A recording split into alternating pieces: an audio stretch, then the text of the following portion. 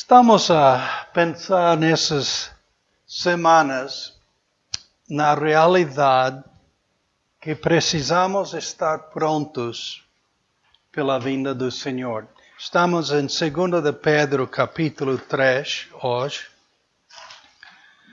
2 de Pedro, capítulo 3.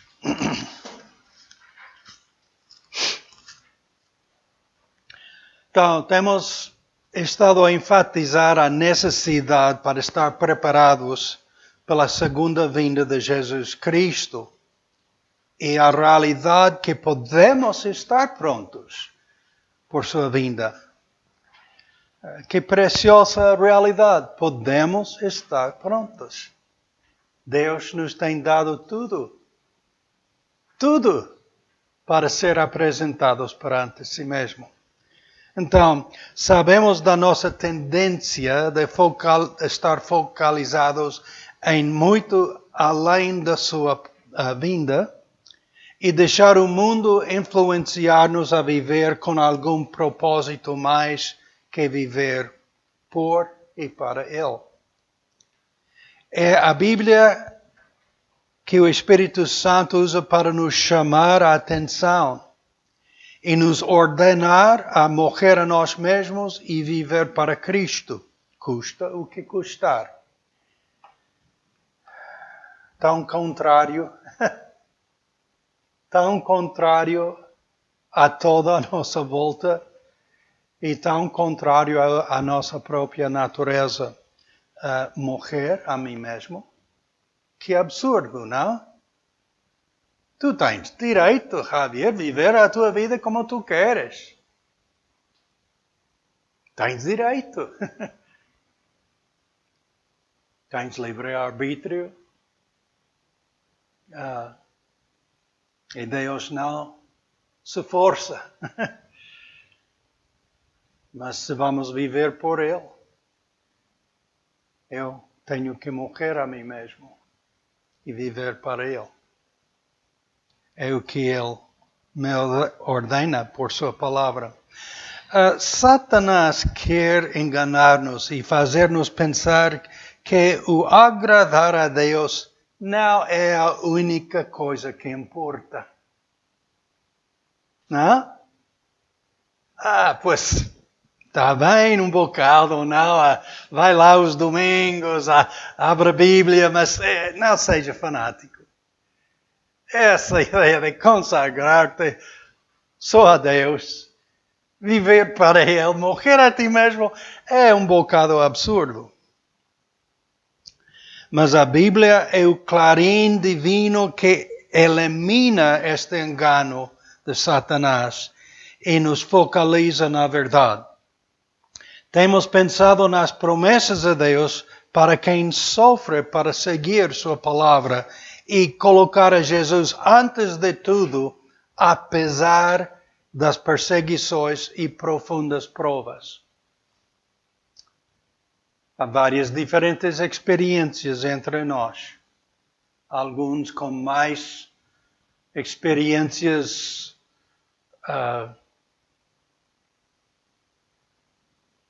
profundas, difíceis, outros com menos, mas todos temos enfrentado provas nas nossas vidas. E Satanás quer utilizar esses para desencorajar-nos, para dizer-nos, isso não vale a pena. Tu estás a perder muito na vida por ser cristão. Então, há promessas que Deus dá para quem sofre, para seguir sua palavra e colocar a Jesus antes de tudo. Deus é fiel para conosco e Ele quer que sejamos fiéis para consigo. Ele nos fez na sua imagem. Ele é fiel. E Ele quer que nós sejamos fiéis. Então Ele usa tais provas para nos transformar, para ser mais como Ele. no meio da transformação divina operada pelo Espírito Santo na vida de cada crente, enfrentamos um mundo que está oposto à palavra de Deus e argumenta com ela. Em 2 Pedro, capítulo 3, versículos 1 ao 7, encontramos várias verdades esclarecedoras quanto à atitude do mundo. Então, os inimigos da palavra de Deus, através do Velho Testamento, só uns estamos a mencionar. Uns inimigos da palavra de Deus no Velho Testamento. Noé levou quantos anos? 120 anos a construir aquela arca. Essa arca foi desenhada por Deus por uma chuva que ninguém nunca tinha experimentado. Qual foi a atitude do povo para com Noé? Maluco! Chuva! O que é chuva? Tens visto chuva? Tens sentido chuva? Noé, o que estás a fazer? Deus me diz. Porque não nos disse a nós. Está certo? Não podemos imaginar tudo que em 120 anos Noé tivesse ouvido. Mas muita crítica. Muito escárnio. Muita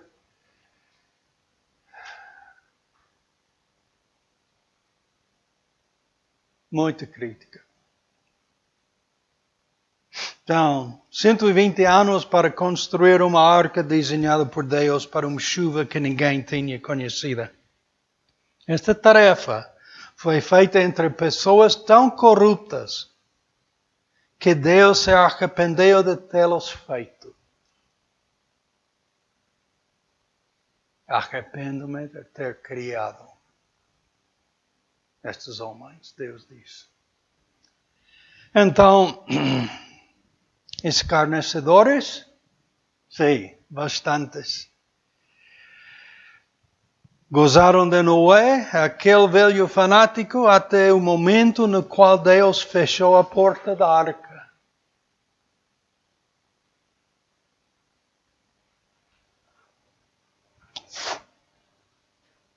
Fechado. E já não houve oportunidade de ser salvo. Deus fechou a porta. E a chuva começou a cair. Pensamos em Moisés, ao ter libertado seu povo Israel do cativeiro egípcio, pelo poder de Deus, o povo começou a queixar-se dele no deserto e criticá-lo por ser a voz de Deus entre eles. Só tu podes falar por Deus. Arão e Miriam, seus irmãos, companheiros, colaboradores na obra. Só tu podes falar por Deus, Moisés. Então, criticaram seu direito de falar por Deus. David, o rei David, favorecido como músico pessoal do rei Saul, foi suspeito pelo rei e ficou como o inimigo pior do rei. Depois de tentar matá-lo 2 vezes com lança, Saul empregou todo o seu exército para matar a David.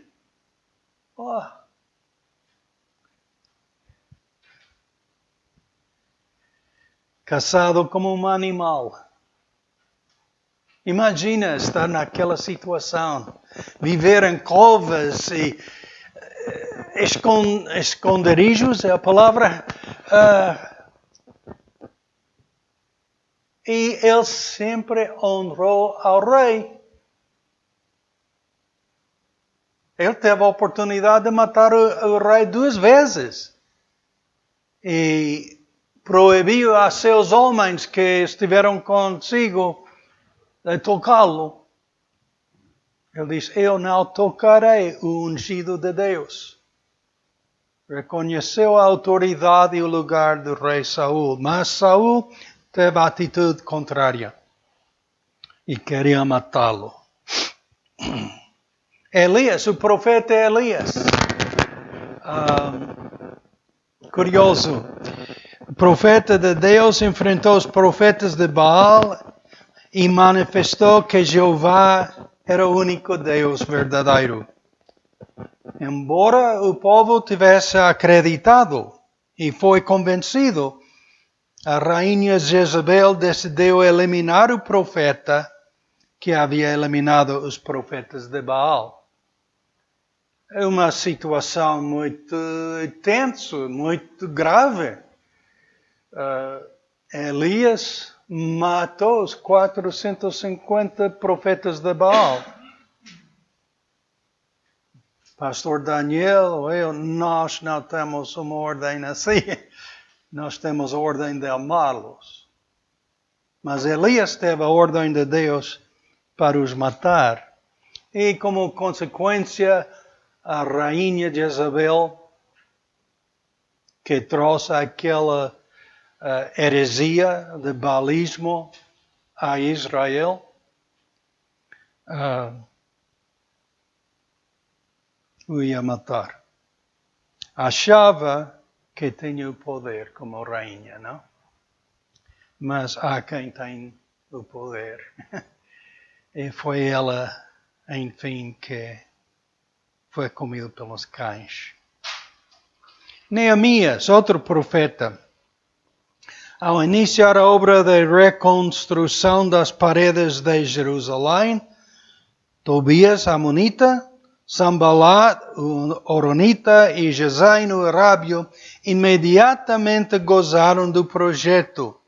Mas apesar de seu escárnio, a parede foi terminada em tempo recorde. Exemplos do Velho Testamento de quem criticava a palavra de Deus, criticava o mensageiro de Deus, criticava a obra de Deus. E os resultados em todas as suas situações foram julgados por Deus e sofreram em vez de continuar na sua crítica. No Novo Testamento, só umas ideias. Jesus, nos Evangelhos, Jesus enfrentou a zombaria constantemente pelas escribas, fariseus, oficiais romanos. Ainda sofreu a humilhação da sua própria família ao considerá-lo fora de si. E certamente teria sido, imagina, o mais doloroso, que a família mesma rejeita quem és. E os irmãos de Jesus e possivelmente numa altura a sua mãe Maria também estiveram confusos, se não em sua contra. Isso mudou certamente neles. Estevão, aquele diácono da igreja em Jerusalém, fiel homem, dava testemunho da fé de Cristo em toda a área, mas por permanecer fiel em pregar a palavra de Deus, o apedrejaram, o primeiro mártir, e não os acusou. Ao contrário, ao morrer, pediu a misericórdia de Deus sobre quem o matava. Paulo e sua equipa, onde for que viajavam, foram odiados, incompreendidos, escarnecidos, caluniados e rejeitados por causa da verdade que pregavam, especialmente pelos judeus. Mas não só pelos judeus. O mundo à sua volta os perseguia, Paulo até citou um indivíduo que o perseguiu em 2 Timóteo 4, 14 e 15, onde diz: Alexandre, o lateiro, causou-me muitas malas. O Senhor lhe paga segundo as suas obras. Tu, falando a Timóteo, tu guarda-te também dele, porque resistiu muito às nossas palavras. Ha havido inimigos desde sempre da palavra de Deus. Uns que são óbvios, outros menos óbvios. Mas um mundo que recusa curvar-se à palavra de Deus. Não só nas Escrituras mesmas. O pastor Daniel tem estado nas tardes, os domingos, a ensinar a história das igrejas. Mas também nesta altura, desde que a Bíblia foi completa e o que chamamos a história das igrejas, não há espaço para listar os irmãos que foram escarnecidos através dos séculos. De Wycliffe, que traduzia a primeira versão da Bíblia em inglês, do Vulgate Latim, a Wilberforce, que aceitou a Cristo com 25 anos de idade e logo iniciou um movimento para a abolição da escravidão. Cada servo de Deus que fielmente proclamou o Evangelho de Cristo tinha os calcanhares presos pelos dentes selvagens de ódio e da perseguição. Ao comparar a promessa de perseguição com os anais da história, podemos ter a impressão de que os zombadores sempre terão sua opinião e que a perseguição nunca vai parar. É a história do mundo. Mas Pedro tem boas notícias para nós. Chegará o dia em que todos os escarnecedores serão silenciados e todas as perseguições cessarão.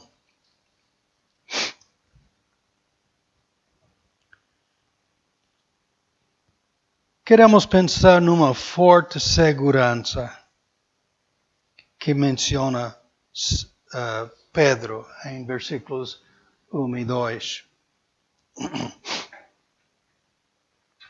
Amados, escrevo-vos agora esta segunda carta, em ambas as quais desperto com exortação o vosso ânimo sincero, para que vos lembreis das palavras que primeiramente foram ditas pelos santos profetas e do mandamento do Senhor e Salvador, mediante os vossos apóstolos.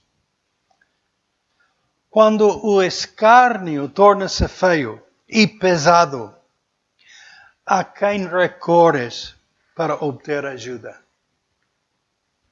Pais e amigos podem ser bons, mas não são a melhor ajuda.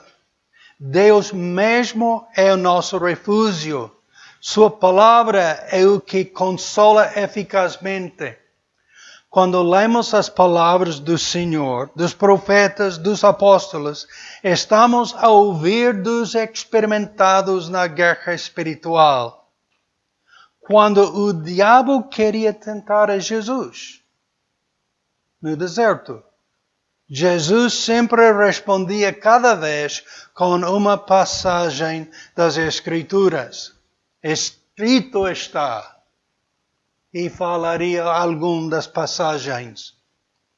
Fora das Escrituras, nenhum outro autor ou palavras tem tanto poder para oferecer tanta firmeza e segurança. É na Bíblia, nas Escrituras, a inspirada palavra de Deus, que temos mais que um livro. Mais que umas letras, temos a palavra de Deus que criou esse mundo, que julgará esse mundo. A palavra de Deus é nossa, dado por Deus, para que tenhamos uma forte âncora em qualquer prova. Então, também temos uns avisos sóbrios em versículos 3 e 4. Avisos aos ímpios. Sabendo primeiro isto, que nos últimos dias virão escarnecedores, andando segundo as suas próprias concupiscências e dizendo: onde está a promessa da sua vinda? Porque desde que os pais dormiram, todas as coisas permanecem como desde o princípio da criação. Zombando a palavra de Deus.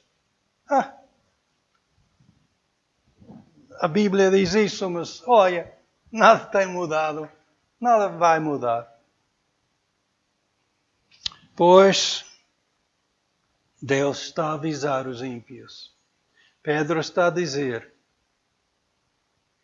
vem um dia e tudo terá seu fim. E o ímpio se enfrentará com Deus, no qual ele não acredita. No presente temos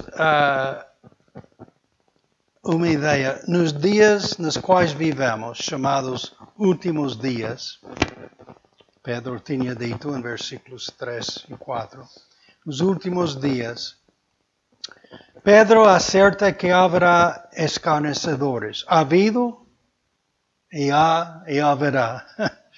Haverá escarnecedores. Entre seus temas favoritos para ridiculizar é a segunda vinda de Cristo. Podemos ouvir, segundo as leis da natureza, a vida é simplesmente uma linha contínua de existência ininterrupta. E como essa existência não conhece interrupção, a ideia de Jesus retornar e alterar nossa existência terrena é absurda. Essa teoria que citamos chama-se uniformitarismo. É fundamental na filosofia humanística. Mas Pedro contrapõe esse cepticismo miope com uma breve lição da história de Gênesis. Em versículos 5 e 6.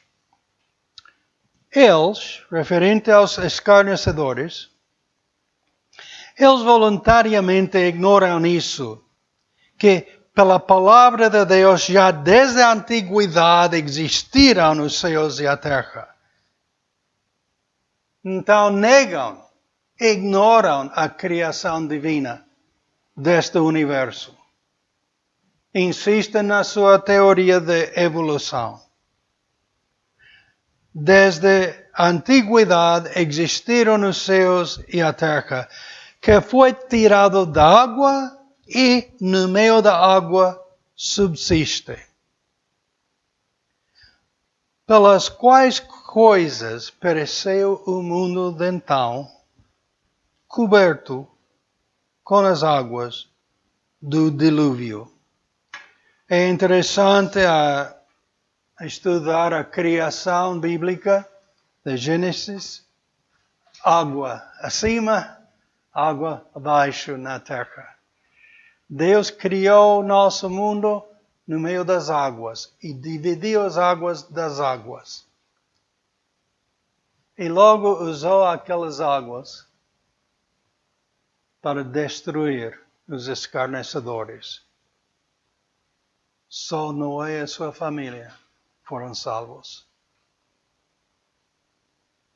Mas os escarnecedores hoje em dia ignoram, recusam acreditar nisso, ainda que a arqueologia insiste que houve um dilúvio mundial. Mas não pode ser o dilúvio que a Bíblia explica, não pode ser. Tem que ser outro raciocínio. Ignoram voluntariamente a verdade que existe à nossa volta e que existia. Não somente como a evolução das espécies, é somente uma teoria sem evidência, mas Pedro diz, voluntariamente ignoram isto. Que significa que essas mesmas pessoas ignoram deliberadamente a mão de Deus na criação. Eles voluntariamente ignoram o facto de que Deus já interrompeu o tempo passado com o dilúvio. Como consequência, o mundo, a natureza e a humanidade foram dramaticamente alterados. Mas não querem aceitar a evidência que existe à sua volta. E insistem em outra ideia.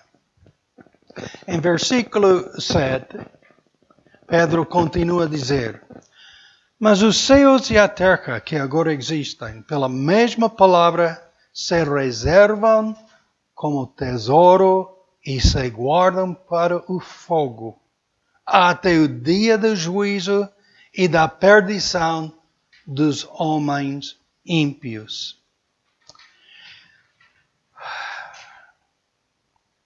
Pela mesma palavra.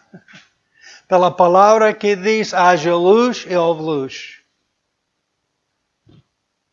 Que haja firmamento entre as águas e houve firmamentos e divisão das águas.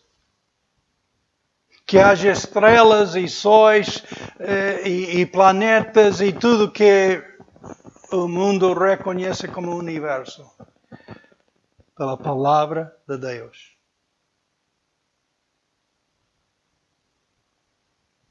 Pela mesma palavra, este mundo será reservado para o fogo. Não é nada que queremos pensar realmente.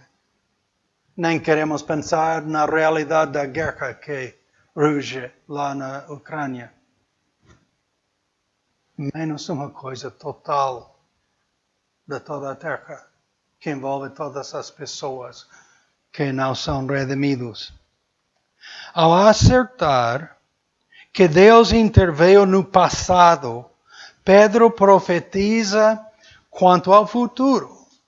Deus não vai usar água a próxima vez, mas usará fogo divino para purificar a natureza contaminada pelo pecado do homem. Versículo 10 do mesmo capítulo diz, mas o dia do Senhor virá como ladrão de noite, no qual os céus passarão com grande estrondo e os elementos ardendo se desfarão, e a terra e as obras que nela há se queimarão. Isto é o fim. Aquele apocalipse assustador que espera todos os escarnecedores que voluntariamente ignoraram a verdade divina e perseguiram os filhos de Deus. Na aula dos varões da escola dominical temos estado a ver o que Deus quer fazer com todos os seus, premiar-nos. De várias maneiras, e vamos tentar reconhecer as várias maneiras que Deus quer premiar seus filhos, que se consagram a Ele. Mas também para aqueles que ignoram sua misericórdia, que não acreditam naquele que Ele enviou, quando Deus se encarnou, habitou entre nós, foi crucificado como criminoso, sepultado e ressurreto. Todo para nos redimir do nosso pecado. Quem recusa ao Senhor, quem recusa a necessidade de ser salvo, de ser redimido, Deus também, sua palavra tem não prêmio, mas uma recompensa por não ter acreditado. E isso é um fim de fogo. Não só na terra, porque Ele também tem o lago de fogo onde todos os descrentes passarão na eternidade. Mas a terra mesma, totalmente afetado pelo pecado do homem, tem que ser renovado pelo poder de Deus. E Ele vai utilizar fogo divino para o fazer. Se se sabe que alguma coisa cataclísmica está por vir, deve-se preparar, não? Pois sim. Imagina se tivessem sabido bem a população lá na Ucrânia que aqui vem Rússia acima de nós. Muitos, pelo menos, teriam fugido a outros lados. Muitos têm tentado e muitos têm fugido, mas de saber de antemão, não? Nos prepara, ou deve preparar-nos. Devemos agir em preparação. A pergunta sobre o futuro julgamento cataclísmico de Deus sobre o mundo não é: está por vir? Não, isso não é a pergunta que devemos fazer. A questão é: estarás pronto para isso quando chegar? Estamos preparados ou não pelo que Deus vai fazer a esta terra? Estás preparado com uma fé indestrutível em Jesus Cristo? Tens uma fé viva, firme em Jesus Cristo por quem é, pelo que Ele fez por nós para nos redimir dos nossos pecados? Isso é uma coisa real? Uma coisa que te transforma? Ou serás julgado como aqueles escarnecedores que ficaram do lado de fora da arca a bater na porta para tentar entrar? Que triste imagem de pensar. Milhões, se não bilhões de pessoas que morreram naquele dilúvio. E muitos a chegar. Não é, abre a porta, abre. A água que prometeste vem. A porta foi fechada. Por Deus. Não por nós. Deus é quem determina a oportunidade de salvação e o dia de julgamento. Chega um fim da sua graça. E os que têm recusado o seu Filho vão encontrar-se fora da oportunidade de salvação.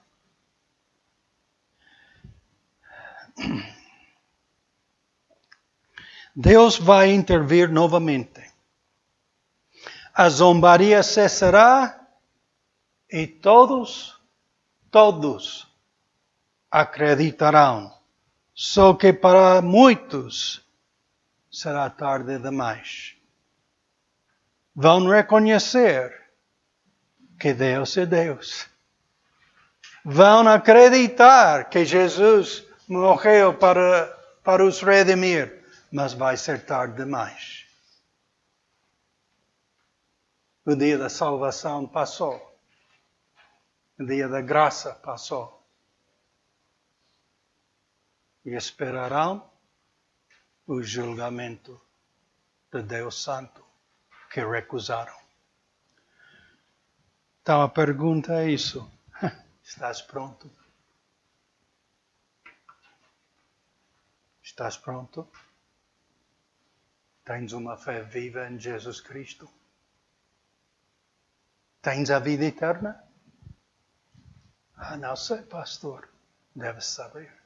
A Bíblia bem nos acerta promessas de Deus para que estejamos preparados. Estar prontos por sua vinda. Ele quer nos abençoar. Ele quer que sejamos salvos. Ele te salvará se o confessas como teu Senhor e Salvador. Ele te salvará.